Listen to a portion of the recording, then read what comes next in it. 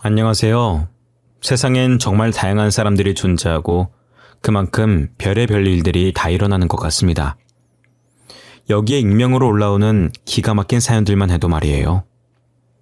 저는 얼마 전까지만 해도 여기서 사연을 들으면서 이런 일이 실제로 일어나는 건가 싶었는데 드라마보다 더 드라마 같은 게 저희가 살고 있는 현실이었습니다. 과연 여러분들이 제 이야기를 들었을 때 어떤 생각을 하실지 모르겠지만 제 입장에선 지금 제가 쓰고 있는 이 사연도 정말 드라마 같다고 생각을 합니다. 제게는 정말 귀하게 키운 아들이 하나 있습니다. 저는 23살이라는 어린 나이에 사고를 치는 바람에 남들보다 일찍 결혼한 편이에요. 남편은 27살 취업 준비하던 대학교 선배로 둘 다 이렇다 할 직장도 없이 사고를 쳐버린 겁니다.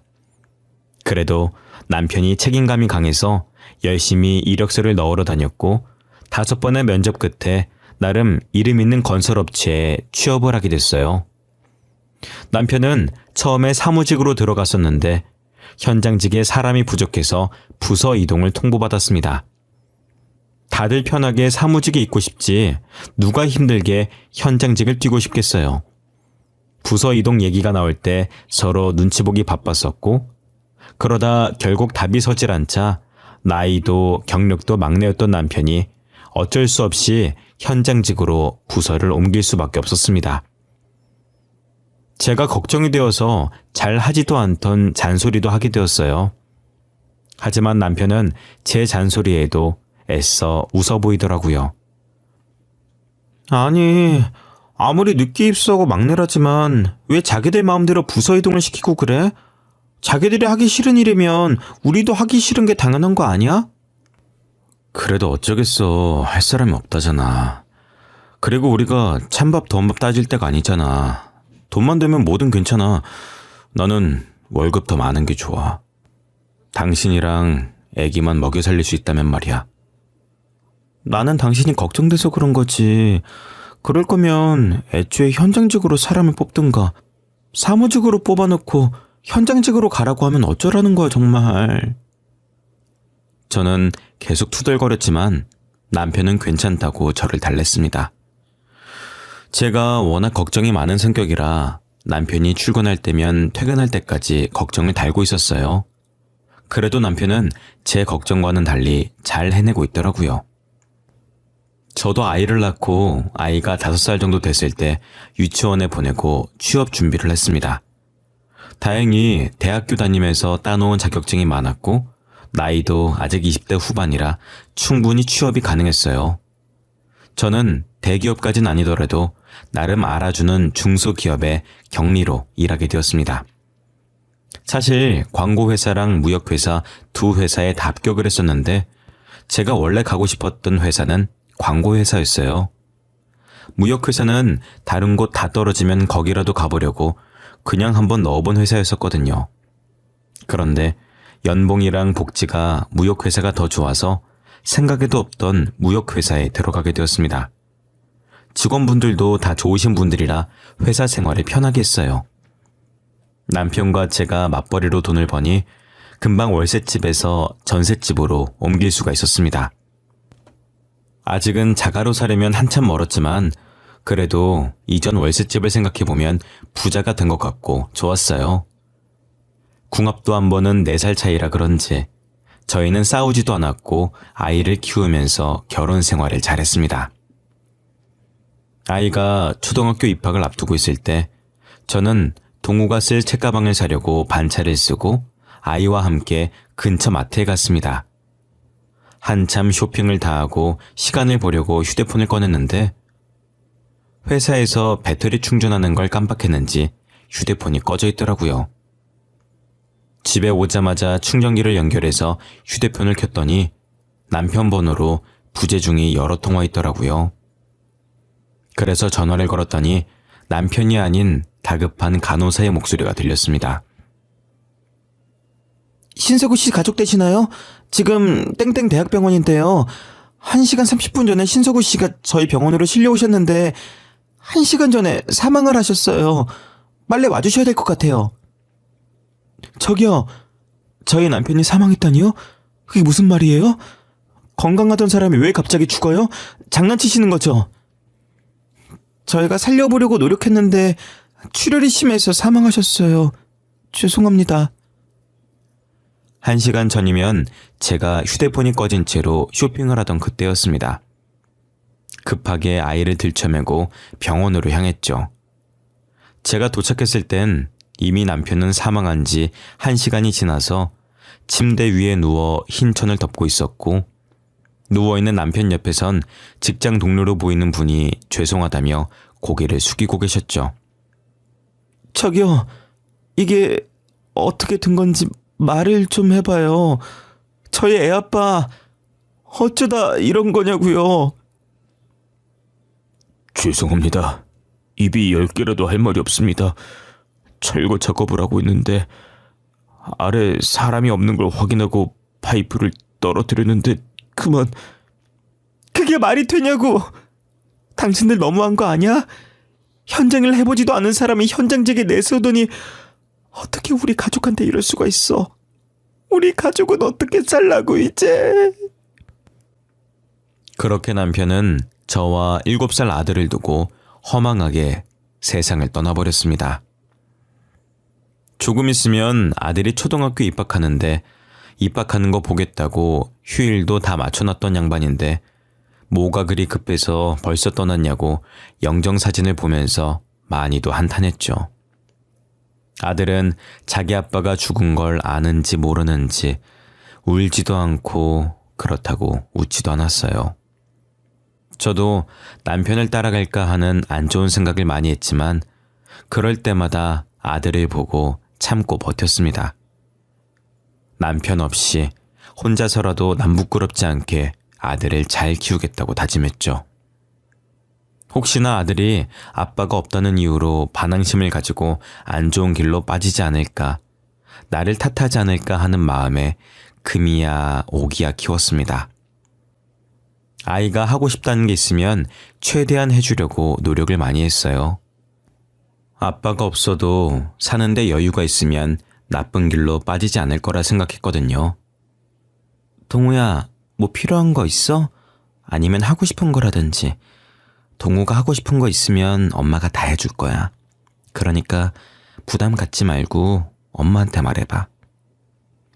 하고 싶은 거? 딱히 없는데.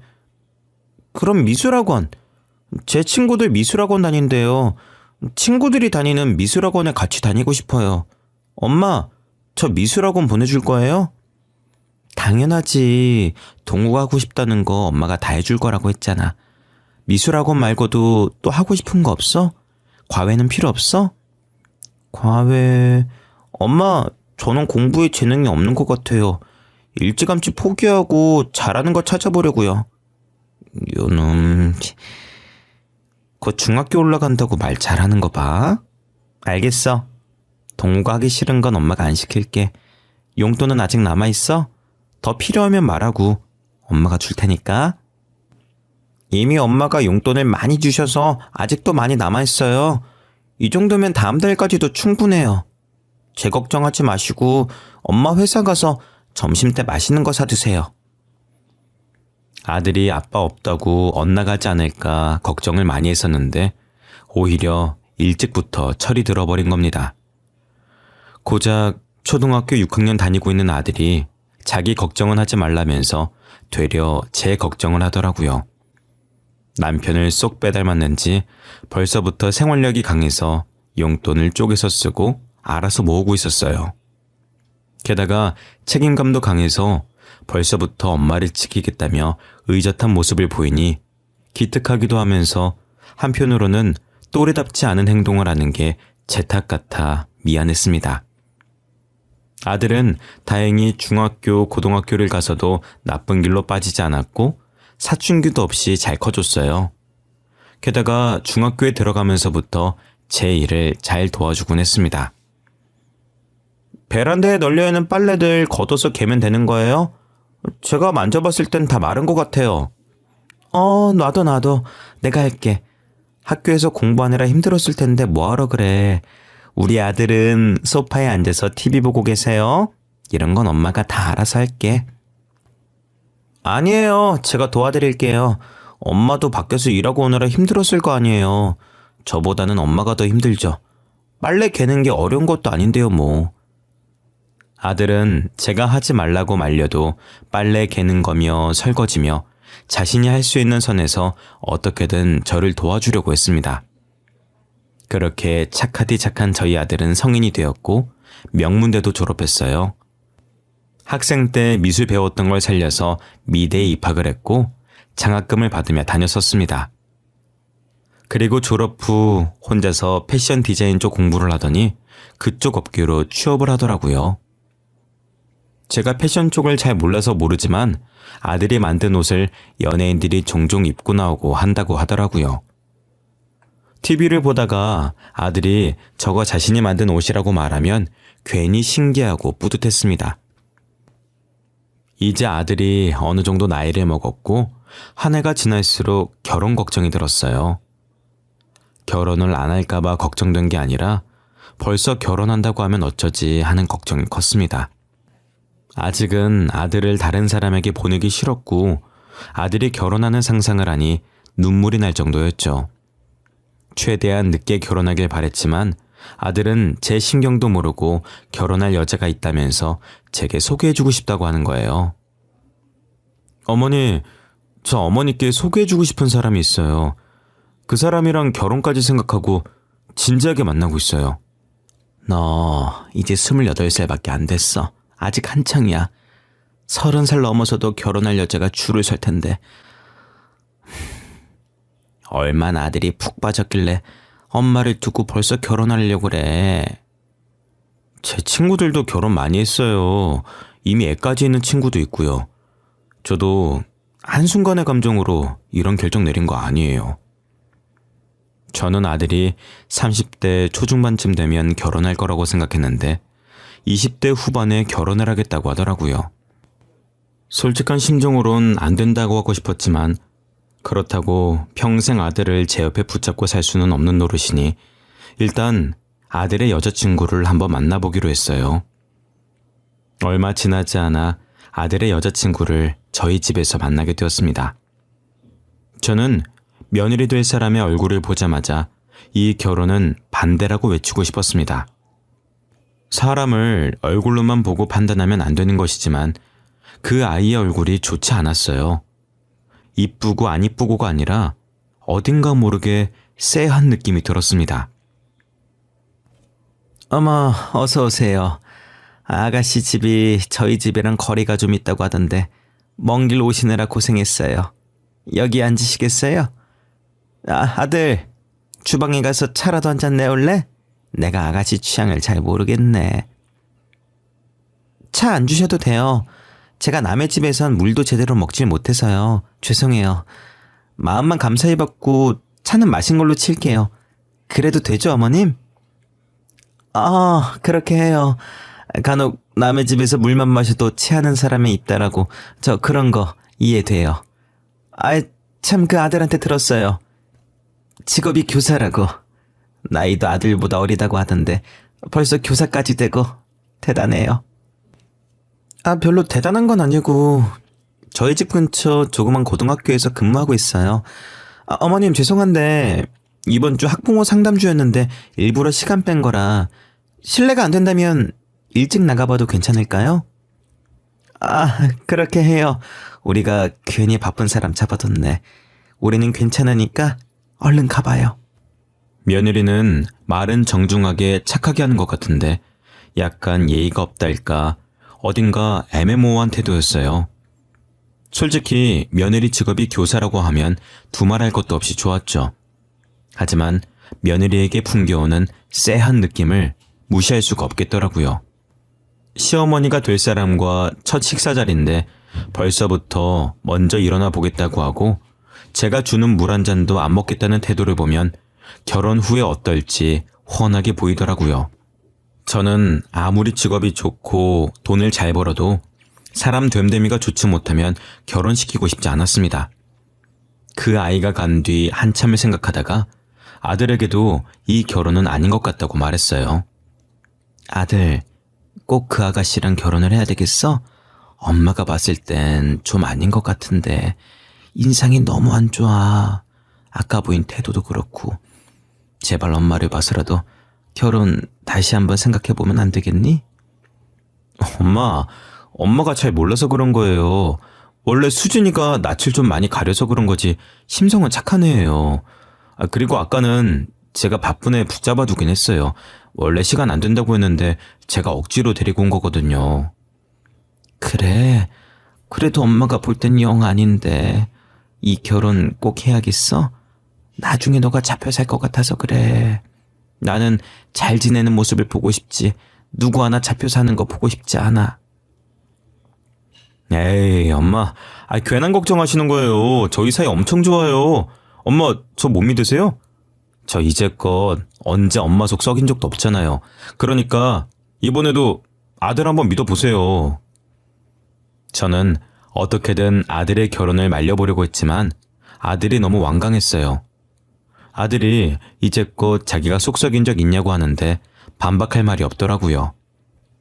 지금까지 커오면서 제게 반항 한 번 한 적 없고 잘못된 선택한 적 없는 아이였거든요. 그래서 어쩔 수 없이 아들을 믿고 결혼을 허락했습니다.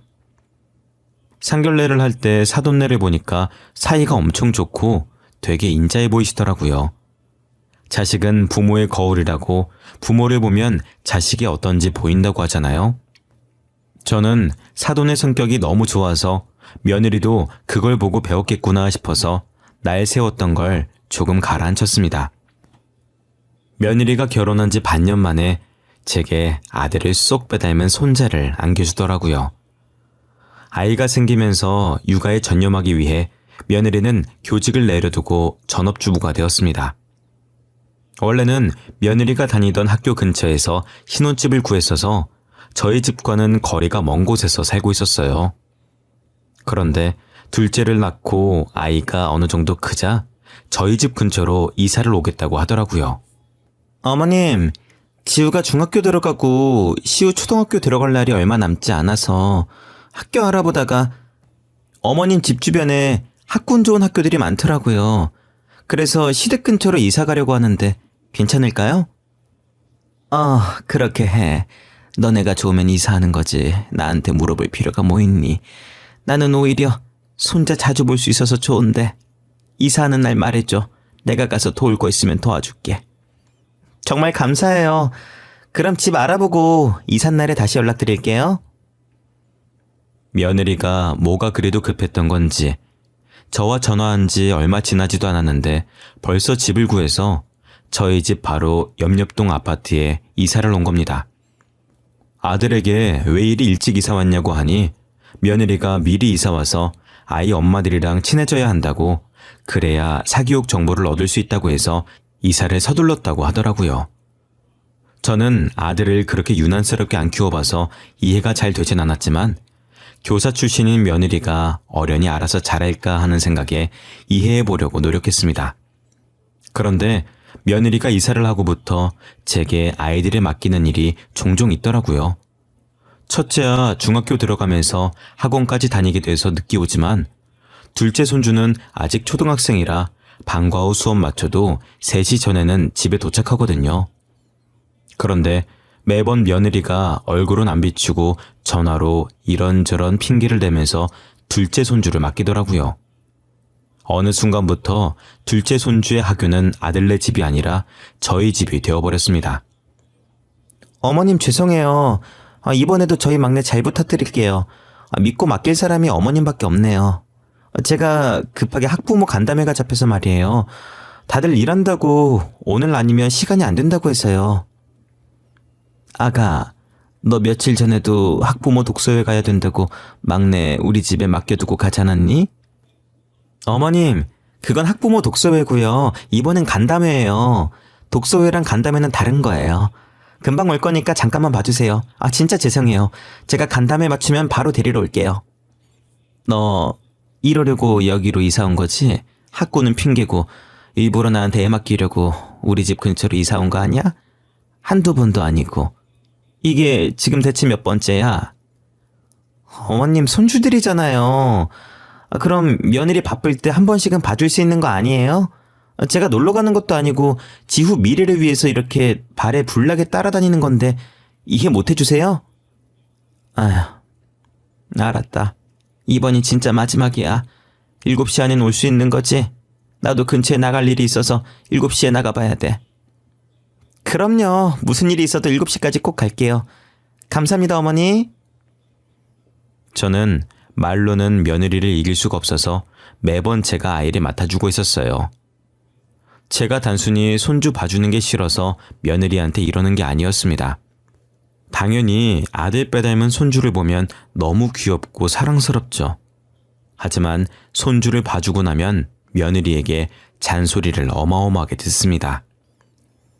제 친구들은 며느리가 고생한다고 용돈이라도 찔러주면서 맡긴다던데 저도 돈이라도 주고 애를 맡기면 어떤 잔소리를 하던 기분이 이렇게 나쁘진 않을 거예요.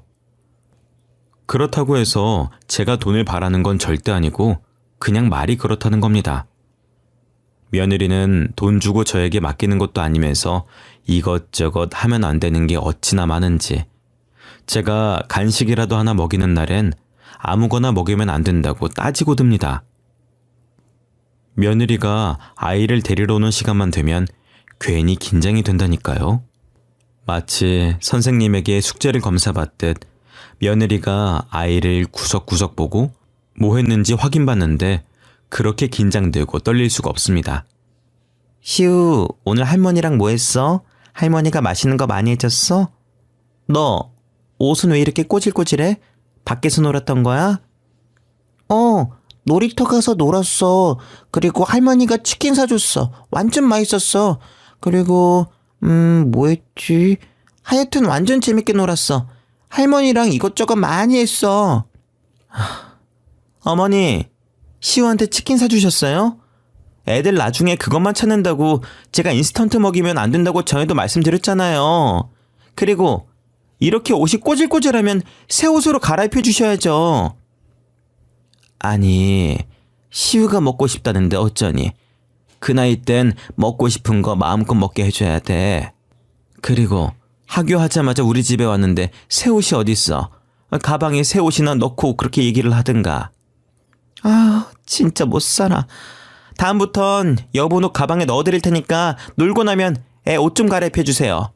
다시는 인스턴트 음식 사주지 마시고요. 아시겠어요? 그럼 저 이만 가볼게요. 아이를 맡기는 날이면 하루도 빠지지 않고 며느리에게 한 소리를 들어야 했습니다. 이 정도 했으면 며느리의 잔소리에 내성이 생길 만도 한데 언제 들어도 심장이 벌렁거려요. 며느리가 저를 시어머니라고 생각은 하는 건지 해도 너무하더라고요. 어찌나 잔소리가 심한지 이 나이 먹도록 애를 열심히 봐주고 욕은 욕대로 먹는 게 너무 울컥해서 눈물이 다 나오더라고요. 그러다 며느리가 다급하게 저희 집에 찾아와선 첫째 학부모 모임 간다고 저한테 또 막내 손주를 맡기러 온 겁니다. 그땐 저도 약속이 있어서 나갈 준비하던 참이었었거든요. 그래서 저도 그날만큼은 단호하게 안 된다고 말을 했습니다.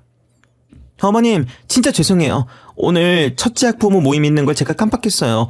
지금 당장 가봐야 되거든요. 진짜 죄송한데 오늘 하루 막내 좀 봐주세요. 야야야, 아가. 이렇게 덜렁 애 맡기고 가면 어떡해. 내가 안 된다고 했잖아. 나도 오늘 약속 있어. 잠깐만. 나 지금 나가봐야 되는데. 예. 어머님 죄송해요. 제가 저녁에 데리러 올게요. 진짜 죄송합니다. 그런데 제가 안 된다고 말할 틈도 없이 며느리는 아이를 집안에 들이고 나가버리더라고요. 순식간에 며느리가 사라져버렸고 남겨진 저와 손주는 서로를 빤히 쳐다봤습니다. 저는 결국 약속을 취소했고 한숨을 쉬며 손주를 봐줬어요. 손주가 집에서 잘 놀다가 집에서만 놀기엔 답답한지 밖으로 나가고 싶어 하는 겁니다. 아파트 단지에 아이들이 놀 수 있게 만들어 놓은 놀이터가 있어서 거기로 향했어요. 손주의 손을 잡고 집을 나서는데 며느리 차가 저희 집 바로 앞동에 주차가 되어 있는 겁니다. 저는 주차장 자리가 없어서 거기 주차해놓고 차를 안 가지고 갔나 했었거든요. 매일 차를 끌고 나가라는 법은 없으니까 대수롭지 않게 보고 있었습니다. 제가 그냥 지나치려고 할 때 며느리가 앞동에서 남자와 팔짱을 끼고 엘리베이터에서 나오는 겁니다. 처음엔 저 여자 우리 며느리와 좀 닮았네 싶었는데 옷차림이 아까 저한테 애 맡기고 나간 옷 그대로였고 얼굴도 자세히 보니 며느리가 확실했습니다. 저는 며느리를 보자마자 곧장 아들에게 전화를 걸었어요. 아들, 저 바쁠 텐데 전화해서 미안해. 내가 물어볼 게 있어서 말이야. 아니 글쎄, 며느라기가 분명히 학부모 모임 나간다고 나한테 애 맡기고 갔는데 모르는 남자랑 있더라고. 아, 모르는 남자랑 있어서 걱정돼서 전화하셨어요? 아, 걱정하지 마세요. 앞동 남자일 거예요. 그 앞동의 남자가 학부모 모임에 장을 맡고 있는데 우리 아파트 주민이라 같이 가겠다고 저한테 말하고 간 거예요. 그러니 너도 알고 있는 거야? 아휴, 난 그것도 모르고 며느리 의심할 뻔했네. 너도 알고 있다니 됐어. 일하고 온 애는 붙잡아두고 쓸데없는 얘기를 했네. 일 열심히 해. 끊을게. 저는 며느리가 그 남자랑 팔짱 끼고 있었다는 말은 하지 않았습니다. 괜히 제가 넘겨짚고 말을 잘못해서 큰일 만들까봐 아들에겐 자세히 말하지 못했어요. 그리고 아들도 알고 있다고 하는데 제가 나서면 안 될 것 같았습니다. 하지만 그날 봤던 며느리와 학부모장의 분위기가 심상치 않았었거든요. 그래서 저는 며느리의 행동 하나하나를 주의 깊게 보게 되었습니다. 옷은 어떤 차림이며 어떤 이유로 아이를 맡겼는지 곱씹어 보게 되더라고요. 저녁에 손주를 데리러 온 며느리가 명품 가방을 메고 있는 겁니다. 저는 그 명품 가방을 유심히 봤고 한동안 계속 그 가방을 메는 것 같아 보였어요. 그러다 문득 생각이 든 게 일도 안 하면서 무슨 돈으로 저걸 샀나 싶더라고요. 혹시나 아들이 사준 건가 싶어서 아들에게 물어봤습니다. 아들, 요즘 지우가 들고 다니는 명품 가방 말이야. 무슨 돈으로 산 거니? 딱 봐도 비싸 보이던데 요즘 며느리가 따로 일하는 거 있어? 명품 가방이요? 뜬금없이 무슨 명품 가방이요? 지우가 명품 가방이 어딨어요. 저한테 생활비 받아가는 사람인데 그럴 돈 없을걸요? 그리고 어머니 가방 브랜드 잘 모르시잖아요. 그냥 착각하신 거 아니에요? 아니야. 분명히 명품 가방이 확실해. 그렇게 유명한 브랜드를 내가 모를 리가 없지. 그리고 내가 저번부터 찝찝했는데 아무래도 지우가 그때 본 그 학부모장이랑 바람피는 것 같아. 분명히 팔짱까지 끼고 있는 걸 내 두 눈으로 똑똑히 봤단 말이지. 그 가방도 그놈이 사줬구만 그래, 응? 팔짱을 꼈다고요? 확실히 그 남자랑 지우랑 팔짱 끼고 있었어요? 일단 알겠어요, 어머니. 아들은 제 말을 듣더니 굳은 목소리로 전화를 끊더라고요. 그러더니 며칠 뒤 다시 아들에게 연락이 온 겁니다. 제 말을 듣고 아들도 찝찝한 기분이 들어서 며느리차 블랙박스를 확인했다고 하더라고요. 어머니, 저번에 지우가 바람피는 것 같다고 하셨잖아요. 진짜 둘이 바람핀 거 맞더라고요. 블랙박스 삭제한 건지 찍힌 영상은 없었는데 내비게이션에 땡땡대학교가 찍혀 있었어요. 땡땡대학교? 그 대학교는 왜 찍혀 있다니? 설마 앞동 남자 직업이 교수라니? 아니요. 대학생이었어요. 그래서 아내 뒤를 쫓다가 그놈이랑 둘이서 호텔까지 가더라고요. 알아보니까 둘이 클럽에서 만난 것 같더라고요. 그동안 돈 많고 어린 저 남자랑 사귀고 있었어요. 그럼 이때까지 학부모 간담회다 독서회다 하면서 나한테 애 맡긴 게 다 거짓말이었고 그놈이랑 놀아나느라 그랬다는 거야? 전화를 끊고 애들 집으로 갔더니 아들만 있고 또 며느리는 없더라고요. 아들은 며느리를 미행해서 목격한 모든 장면을 찍어두고 제게 보여줬습니다. 며느리의 차에 상간남이 동성한 것부터 호텔에 같이 들어가는 것까지 믿고 싶진 않았지만 진짜 바람이 폈더라고요.